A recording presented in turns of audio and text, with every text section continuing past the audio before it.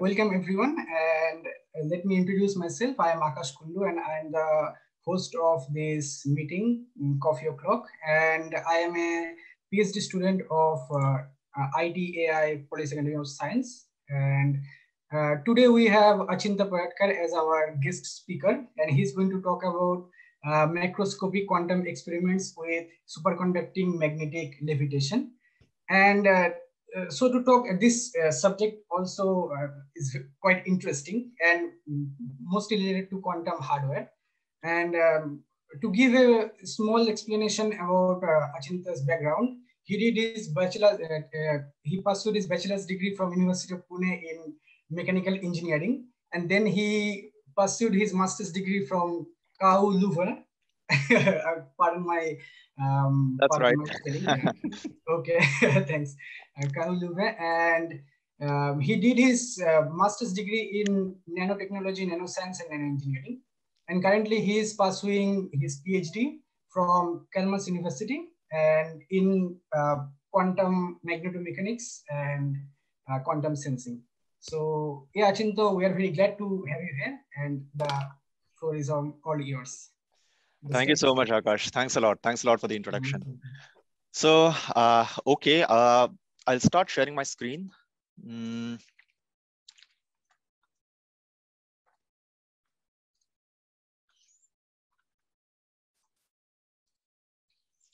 Yeah, you guys can see my screen, right?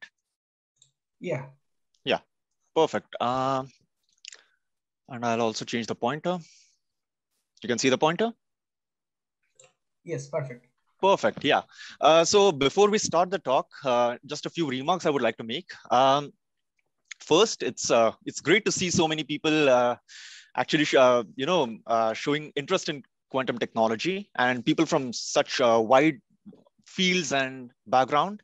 So with keeping that thing in mind, I would like to keep this talk as simple as possible. I will try my best without throwing a lot of fancy jargon because the aim here is to motivate you guys towards quantum technology and show you how it is interesting and why it is interesting and what actually we do. So the talk is, I would start the talk describing what is quantum. From there, I will give you a brief introduction about like what is quantum physically speaking. Then what is quantum sensing? I will describe the field to you. And then I will go into my research work. So this is first thing. Second thing, this being said, the research work is not of primary focus here. I'm using my research work to explain you the field and basically create some kind of excitement. Third thing, the aim is not to basically teach you anything, right? So it's just only to create an awareness. So don't worry if you don't understand everything, because I mean, we are all from different backgrounds and not everyone understands everything. So if you have any questions, you can interrupt me anytime. Either you can just unmute yourself and start asking your questions, or you can post it in the chat, and then Akash or Rishi will coordinate. And just try to keep the big picture into your mind. Do not fret too much about the details. It's the overview that matters. Okay, so with these things in mind, let's dig in. So yeah, first let's discuss what is quantum. So we hear these terms a lot, right, in daily parlance, and we wonder like, yeah, okay, it's some kind of a catchword that the cool, you would use to just sound cool. But what it actually means in reality, and how is it like actually different? So first of all, quantum is actually special. It's completely different from what we observe in reality. So how is it different? First thing, you have something called as wave particle duality. So you have certain quantum systems like electrons, like photons, which behave like both particle as well as wave. And this is not observed in real life. So in your daily objects, your table, chair, they don't behave like waves. They are particles, they remain particles. But quantum systems have this speciality. Second thing, you have something called as quantum superposition, where two different states exist simultaneously. So you may have your particle on the left and on the right, both at the same time. And this is something very unique to the quantum system. You will not observe this in classical. If you keep your pen on the right, it's on the right. It's not moving anywhere else. Third thing is barrier tunneling. So where your electron or any quantum particle will just tunnel through a wall or any kind of a potential barrier. And it's kind of like teleportation, though it's not teleportation, but this is also a very special quantum feature, which you do not observe in normal day-to-day life. So together, all these three things, your wave-particle duality, your quantum superposition, and your barrier tunneling, these things make your quantum systems very special. So, okay, now you have understood some uniqueness of what quantum system is. Let's see whether this is just theoretical. Because, yeah, sure, wave-particle nature and superposition, we hear a lot in books, but does it really exist in real life? And with that, I would like to tell you that it does. And not in the research labs, it exists right now in your room. It is everywhere around you. And this was the first quantum revolution. So when quantum mechanics was first theorized back in the 30s, 1930s and 1940s, people started working on that. And we got some technological revolution. So the first technological revolution of the 20th century was basically a quantum revolution. And what did we get as a result? We got transistors. All the computers, smartphones that you are using right now, even to watch this video, your USB pen drives and your hard disk, all of these work on transistors, and transistors work on quantum technology. Second, lasers. So your CDs, DVDs, optical fibers, holograms, and all your military lasers and whatnot, all these are quantum systems.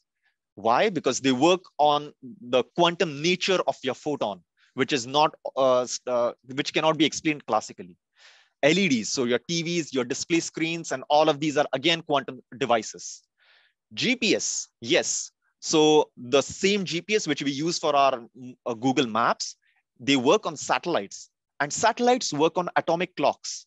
So if you do not have atomic clocks, if you have some normal clocks up in the satellite, the timing will be off by a few nanoseconds. And that timing being off by a few nanoseconds in the satellite means that on your actual Google Maps, you will be off by a few kilometers, or at least half a kilometer. And then you cannot take, like, your Google Maps cannot tell you, take right turn 50 meters ahead. If you want this level of precision, you need atomic clocks, which is again a quantum device.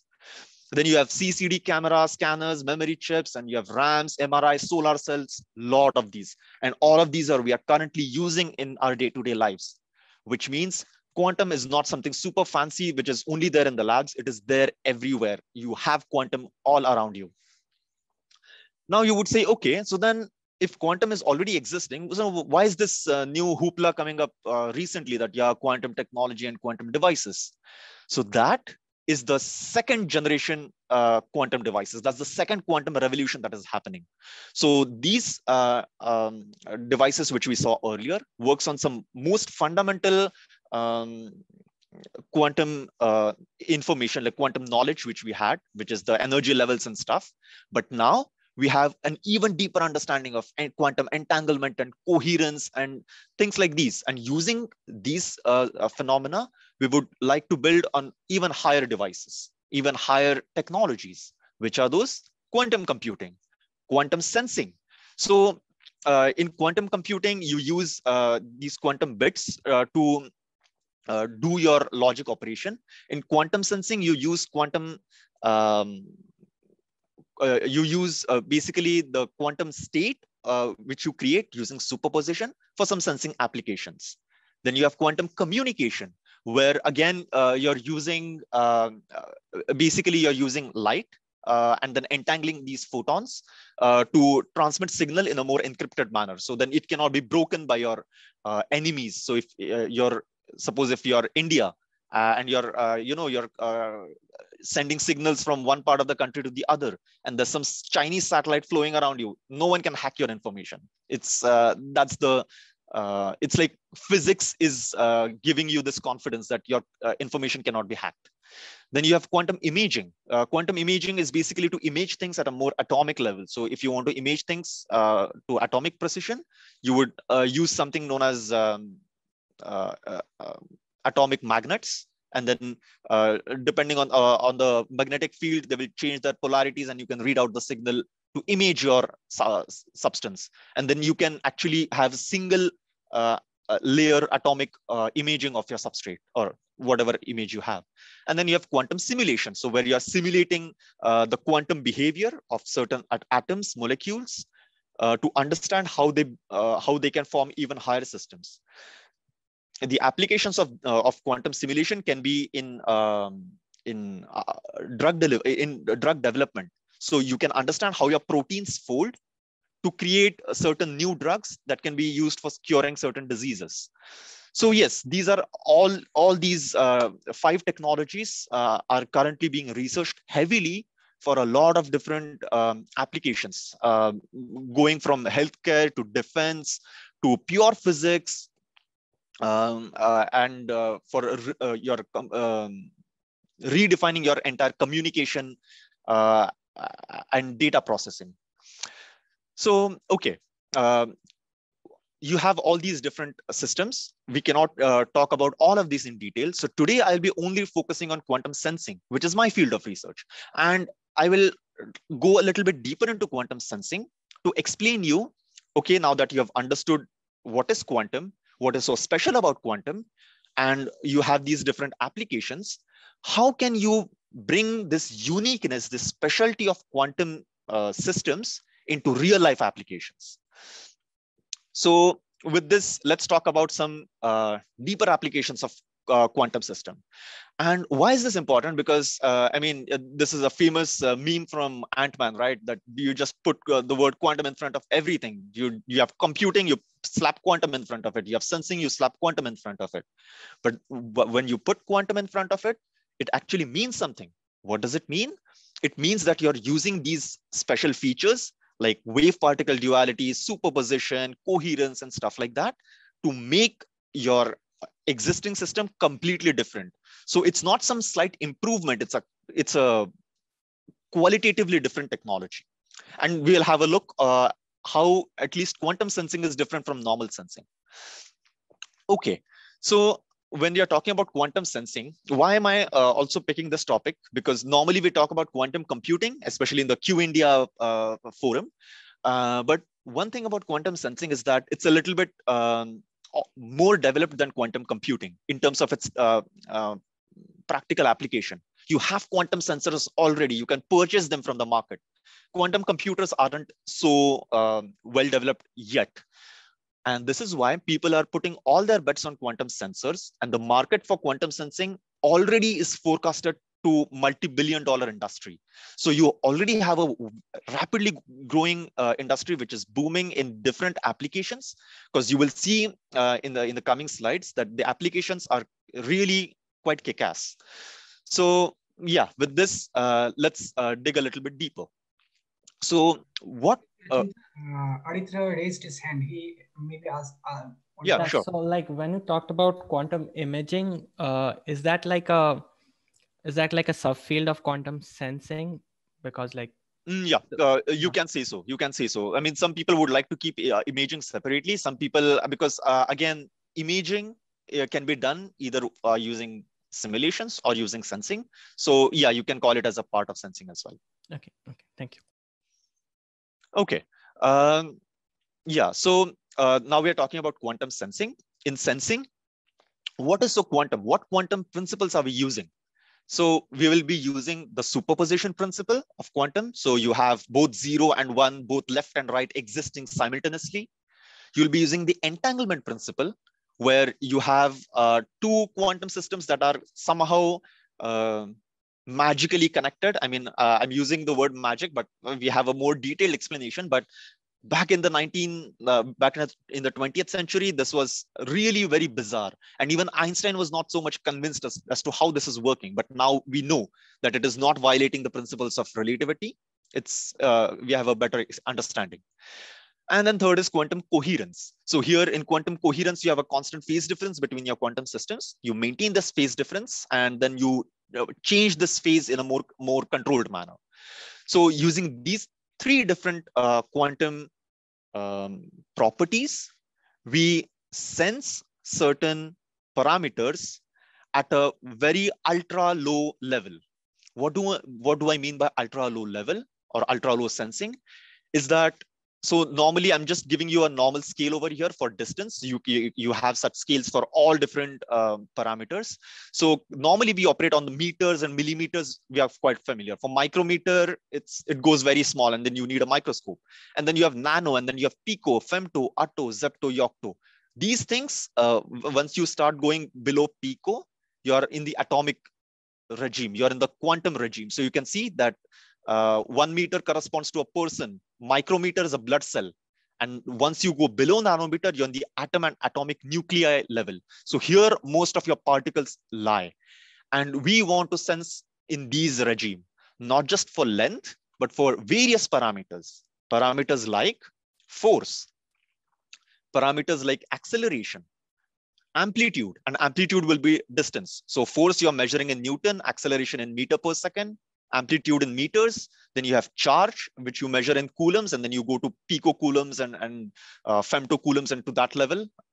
And then you have mass, again, which you will measure into at very low magnitude. And you measure all these different parameters to gain some information from your system and to make some physical meaning out of it, and then to put it into some practical applications. We will see those. So I'm just giving you some basic theory. My research will be focusing mostly on the force and acceleration sensing part. So I focus on the magnetic force sensing and the acceleration of particles. Okay, so now we have some basic theoretical understanding. Let's look at how the practical implementation, where will be the practical implementation. So first application would be in fundamental physics, something that few of you might be really excited about. So one is to detect gravitational waves. So gravitational field, if you study physics a little bit, it's the most weakest field that you have out there, very weak. And then for detecting such fields, you need extreme sensitive systems. You have a LIGO, which is light interference gravitational observatory. So it uses interference of light to measure gravitational waves. But you need even more sensitive sensors if you want to detect gravitational force coming from local objects.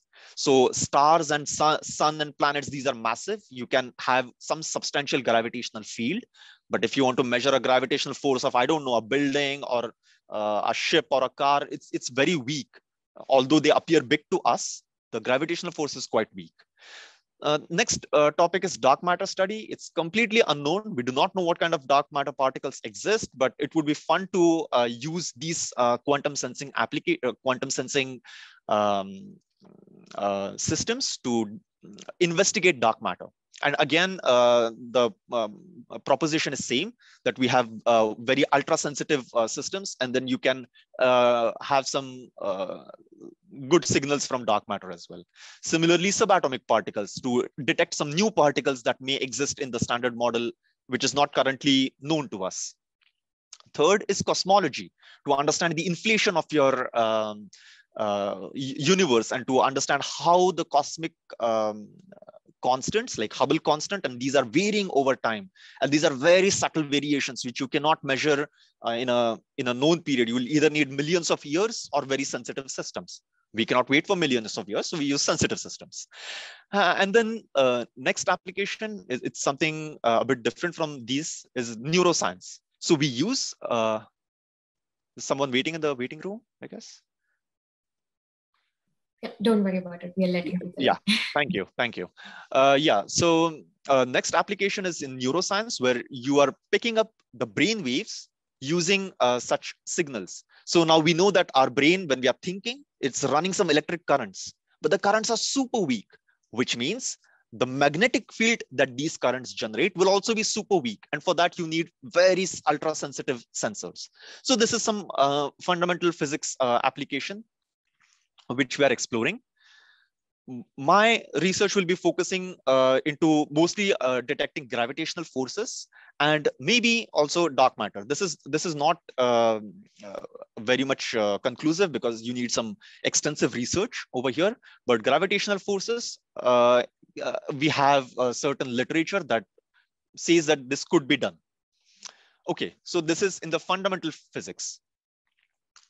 Now let's see how we can actually realize this. So just to give you an example from my own project, how my project is tackling one of these fundamental forces, fundamental physics challenges, is to make quantum big. So basically, we want to bring quantum to a more macroscopic level, and hence the title of today's presentation. So we are all familiar with this typical double slit experiment. We know that you have waves passing through, we have waves passing through these double slit, and then you have these interference pattern. So normally back in the 18th century, people did these experiments using light and they got interference pattern. Sure. So we say that, yeah, you're using light. So light is a wave. But we also know that light is a particle. It's a photon. So photon can act as a particle and wave, which means light shows quantum behavior. What do you mean by quantum behavior? It shows both particle and wave nature, as well as it can have the superposition principle, that it is existing simultaneously at 2 points. So when you're passing these light through these double slit, it is going through slit 1 and slit 2 simultaneously and interfering with itself to create these patterns. So just to remember this, that quantum behavior is wave particle duality and superposition. So, okay, light exhibits this. What do we do next? So then scientists said, okay, let's try with some other particles. And then we took electrons and we performed the same double slit experiment with electrons. We sent electrons through these parallel slit, and we again got the same interference pattern, which means electrons also show quantum behavior. Cool. So then we used neutrons. Now, neutrons are a slightly bigger particle than electrons. They are more massive than electrons. Will they behave the same way? Yes. Even neutrons show quantum behavior. So then we said, okay, how about atom? We use an entire atom and we bombard atom through these double slit. Even atom exhibits quantum behavior. What does it mean? That when you're sending atoms, your atom, one atom, is simultaneously passing through slit 1 and slit 2. And I hope you're understanding how bizarre this sounds. One particle passing through 2 slits at the same time and creating an interference pattern, which means they're acting as waves, and which means they're behaving like a quantum system. Okay, till atom, it's fine. How can we go big? So then scientists took a buckyball. If you remember from chemistry, a buckyball is nothing but a single structure with 60 carbon atoms. So now you have 60 carbon atoms being bombarded through these double slit. They also form your wave particle. They also exhibit wave particle behavior, creating these interference pattern, which means all 60 carbon atoms are being defined by a single quantum wave function. And this is, again, a very, very strange behavior and very exciting behavior. So then scientists are not going to stop. They will keep on increasing the size more and more. So then they said, okay, let's bombard nanoparticles. And nanoparticles now are like thousands of atoms. So now you have thousands of atoms that you're bombarding through these double slit, and you're still getting these interference pattern. Okay. So up until here, we have achieved, and beyond this, our technology is failing. We could not go beyond this. But then using magnetic fields and using magnetic field for sensing, we can go slightly even higher. How? What I am intending is to use microparticles, and then using microparticles, I will try to bring these microparticles into a state of superposition, thereby trying to show that they also behave quantum mechanically. But whether will it happen or not, that's a big question mark. And that is where my research comes into picture. Now, why is this exciting? See, this is exciting because normally we say that, yeah, okay, quantum particles are teeny tiny particles, but now you're having microparticles, which are like dust particles. And these are like millions of atoms big, like millions of atoms in a single particle being in a superposition state, both left and right. And God knows, like if you can take it even further, you can have like particles of millimeter size, which is like, I don't know, like a small speck or something, which you can see in a superposition state.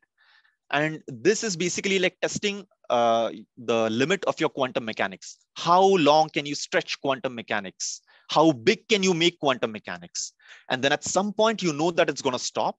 And then we will explore, yeah, okay, whether this is being prevented by gravity or not. If it is being prevented by gravity, then how? What is the interaction of gravity with these wave functions? Is it that your gravity is somehow creating this wave function collapse? If not, then if your gravity is allowing this superposition to happen, then is your gravity also quantized? And then this will take directions into quantum gravity and stuff like that. So it's a very small step into a very big direction.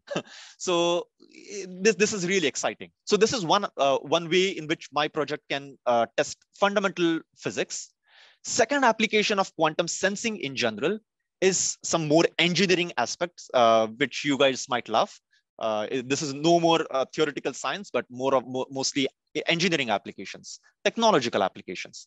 And these are in the domain of position and navigation of your satellites as well as missiles. It also goes into it also has applications in geospatial mapping, which means very subtle profiling of your land, basically, and to have a very specific map of what region you're investigating or basically imaging. Second is brain imaging, which we saw earlier. So you can have some very subtle, you can very locally pinpoint a certain region of your brain, and you can image only that region. And then this can be used for basically cognitive neuroscience to study if I'm thinking XYZ thing, which part of my brain is triggering. And then it helps you into breaking down your brain into certain different regions, each with a specific task. So it's basically to understand your brain a little better. Next is to understand advanced materials. How can sensing help them? Is again by imaging, as well as by understanding certain optical properties of these material. Most of them you can see they are either 2D materials or monolayers or nanoparticles. And then next is into climate change as well. So this is a bit exploratory. We still don't know whether this will work or not. But the argument is that yes, you have very ultra sensitive sensors, which means they can pick up certain changes which are not yet visible to us. So we know this famous butterfly effect, that you have small changes that slowly grow into bigger phenomena like tornadoes and whatnot. So when it's starting, you can detect these patterns, but to detect it, you need some ultra sensitive sensors, and quantum sensors are a best platform for that. Now, my research can also be used. It can be used in fundamental sensing, which we saw earlier, but it can also have an engineering application in position navigation and geospatial mapping. How? Let me give you a small example. So for defense navigation, this was one of the things which was told to us by Saab. Saab is a big defense company here in Sweden, and they had this requirement. So they told us that, okay, we have very good imaging when it comes to land.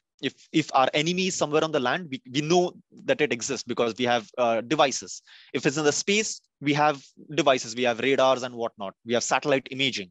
If it's even on the sea, we can still identify our enemies. But there's one place where we cannot image, where we cannot identify, where we cannot locate our enemies. And that is underwater. So basically, if a submarine is approaching, we do not have any system that can know that a submarine is coming from some kilometers away. Sonar is not so effective for long-range detection. So for long-range detection, you need some ultra-sensitive sensing. And how we can do this? So you have a massive object, say, for example, a submarine. Since it's a massive object, it will have a good gravitational field around itself. And if it's moving, it's also changing this gravitational field. So you have these gravitational waves that is coming towards you, and you will have these quantum sensors, which are in this superposition state.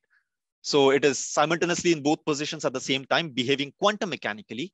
And when it interacts with gravitational waves, the phase of your quantum system will start to change. And then the superposition state will either move more towards one state or towards the other state, depending on how gravity interacts with this system. And then when you measure this, the phase of this system, when you measure the quantum state, from this measurement, you get the detection of the object. And this is how you can basically detect whether something massive is coming or not. And then this can happen at a very far distance, so that you are prepared. It's not like the enemy is at the gate and now you're knowing that you're supposed to do something. So this is a pretty useful application. This is just one of the applications that we are discussing, but using different quantum systems, you can have lots of applications, just like we saw earlier. So, okay, we saw all these applications. Now let's see how we can actually build these quantum sensors. What is the platform? So without going into too much technicalities over here, I will just say that you can use light for sensing. You can use magnetic fields for sensing. You can use electric fields for sensing, and you can use atoms for sensing. So light will be your typical cavity optomechanics. Magnetic field is magnetomechanics, and this is where my field lies. So I use magnetic field for my sensing. You can also use electric fields, or you can use atoms like NV centers. Okay, so now let's look what zoom into a little bit into this magnetic field domain. So since you're working on a quantum regime and you're using magnetic field to study the mechanics of systems, it's known as quantum magnetomechanics. So you need a bunch of different different elements, I would say. You need some superconducting circuits. You need some cryogenics to go to low temperature. You would need some certain atomic chips for your detection system, and for readout, you would need certain electronics that would be necessary. So using these systems, you can do certain fundamental testing of forces, or basically acceleration as well. So you can go into different domains. The possibilities are quite wide. You can have levitation of particles, or you can have cantilevers. So this is pretty much an overview of how quantum magnetomechanics looks like. You have different inputs, you get different outputs, and you have different systems. You have either levitating system or cantilever system. So with this, now that we have seen a little bit of how we saw what is quantum, what is so unique about quantum. With that, we went into quantum sensing. We saw the applications of quantum sensing. We saw what is quantum sensing. Now let us take a look into what my work is about. So it's a little bit of a peep into the quantum lab as well. You will get to know how a quantum research looks like. So normally when we talk about physics research, we are familiar with the crazy scientist version, right? Yeah, a guy with a blackboard drawing some crazy equations and stuff. But that's theoretical science. That's theoretical physics. There's also a cooler version of experimental science. And that's Leonard Hofstadter with his optical system and lasers and stuff. So there are both aspects. There's a theoretical aspect and there's experimental aspect. My work is into both sides, but I deal with mostly into the theory. So the experimentalists, the theoreticians, they come up with a theory, and then I test these theories experimentally to validate them, whether they can work or not, what are the challenges, and in which direction should you mold your research. So it's a very pivotal field. Okay, so without further ado, let's look at the working principle. So the systems that I work with, as I discussed, it's to use magnetic field to levitate particles. And then you have these structures which you create to levitate particles using superconductivity. So what we do is that we use the Meissner effect. And it's a effect of superconductivity where you have field expulsion. And using this field expulsion, you generate a quadrupole field. It's a magnetic field, which you see over here in this image. So you see a magnetic field is symmetric in all directions, and it's confining your particle in the center. So you have a trapping of particle. So you can trap your particle in the air, suspended with these magnetic fields. And then to realize this magnetic field, we use this anti-Helmholtz coiled structure where currents are running in opposite direction to generate such magnetic field. And we trap a particle of micrometer size in the air, levitating in the air. So yeah, and this is the scale of these systems. So now how do these systems look like in reality? So, okay, we use 4K cryostat systems to go to ultra low temperatures. Why ultra low temperatures? Because we saw that these are quantum systems, and quantum systems are very sensitive to temperature. So if you're working at room temperature, quantum mechanics will not work. You need to go to ultra low temperatures, and only at ultra low temperatures will you see quantum properties in existence. So we use a 4K cryostat, and then in that 4K cryostat, we put our chips. These chips are something like this. This is the top chip, and this is the bottom chip. And we stack them on top of each other to create our anti-Helmholtz coil, which I showed you earlier. So this will be the top coil on the top chip, and there will be a bottom coil on the bottom chip. And then the particle will be somewhere in between. And this is the particle. And you create these particles using this ultrasound method. So you use ultrasonic waves to create spherical particles, which you put inside your chip. Now, to basically perform these experiments, as I said earlier, you would need certain low temperature platforms. So earlier we were using 4K systems, which is like 4 Kelvin, but we want to go even lower to work on quantum systems, and that is at millikelvin scale. Now, what do I mean by that? Okay, first thing, I mean, I wouldn't go into too much details of this, but we need these systems at low temperature for coupling to superconducting circuits, for integrating with chip and flux coupling, and for ground state cooling as well of our particles, basically to reduce the phonon number. But how do we do that in reality? Is basically by using a dilution refrigerator. So this is a fridge. It's, in simple terms, it's a fridge. And it's a fridge that takes your temperature way, way lower than you can imagine. How lower? This is a scale. So you have room temperature at 300 Kelvin. And this is the top flange of this fridge. So the top flange is at 300 Kelvin. You go even lower at around 50 Kelvin. And at that temperature, nitrogen will liquefy. So all the nitrogen and all the oxygen in your air starts to liquefy. And you don't want that. So you create vacuum inside. And it's an ultra high vacuum. So your fridge is also closed inside with cans and stuff. And you create vacuum inside to remove all gases. And then you go even further to 4 Kelvin. And that is where helium starts to liquefy.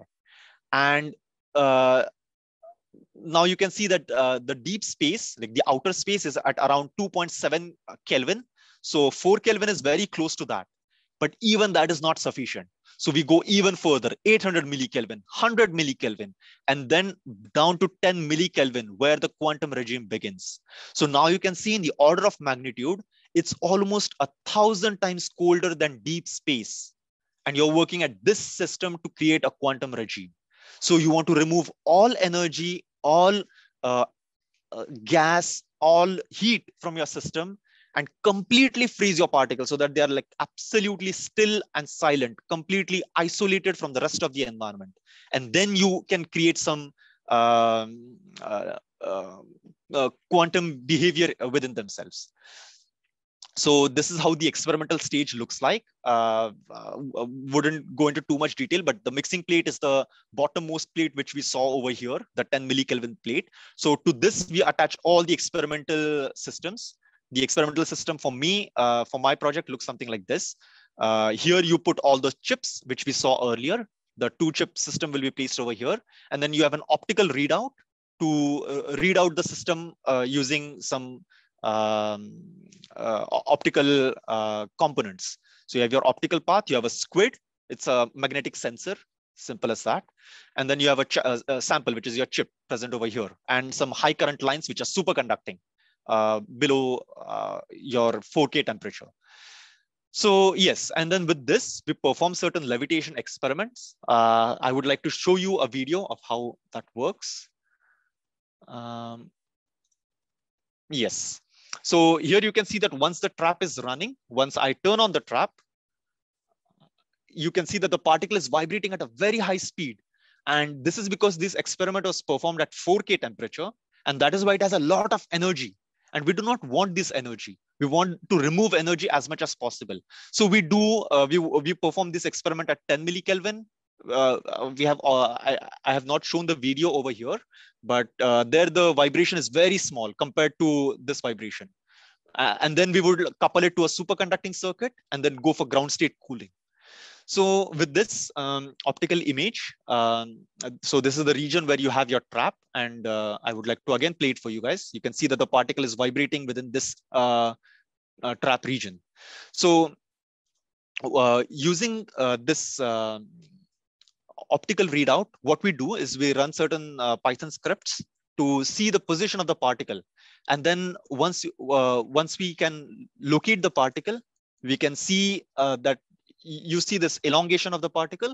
That means that you have certain velocity. And from there, you can calculate how much energy it is currently having. And that can be used to know how much ground state cooling we want. So, okay, this was pretty much it about the experiment. So yeah, in summary, I would like to say that I've shown you how magnetic levitation of particles work at millikelvin. And in future, we would do a detection using squids. So now we will have an electronic readout. We will couple it to superconducting circuits. Why to superconducting circuits? To go for ground state cooling, which means that the energy will be at its theoretical minimum, as low as possible. And then further, we will use that ground state to couple it to a superconducting system, like a quantum system like qubit, for example, and then bring it into a superposition state. So then your particle will be, once it is coupled to a qubit, qubit is nothing but a quantum bit, which is like 0 and 1 existing simultaneously. So then if you couple your particle to a qubit, your particle will also be in a superposition state, which means the particle which we saw earlier, which was a micrometer size particle, will exist simultaneously on left as well as on the right. And this is the quantum behavior which we aim to observe. And then once you have this system, then you can achieve the goals which we saw earlier, to explore into the fundamental physics, as well as engineering and technological applications like navigation and all of those. But to have that application, you would need this superposition. And that is what the whole project is about. So yeah, that's all. Thank you.